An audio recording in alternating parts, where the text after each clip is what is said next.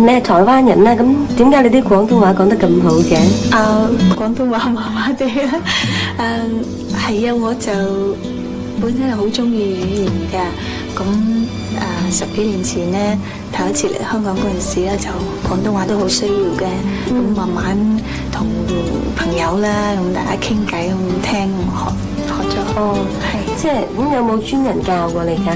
就冇請專人，係即係聽啲朋友咁講啦。哦，咁你學廣東話學到而家係學咗幾耐啊？而家都係學緊，而家仲學緊。不過我諗我比較慢啲㗎，我諗要即係講係識講啦，但係講到好似比較標準一啲，人哋聽得到嗰陣時，我諗都差唔多5、6年之後先可以比較流利。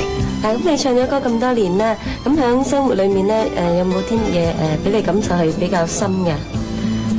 我諗呢15年咧，而家即係會覺得不知不覺15年就過咗好快啊！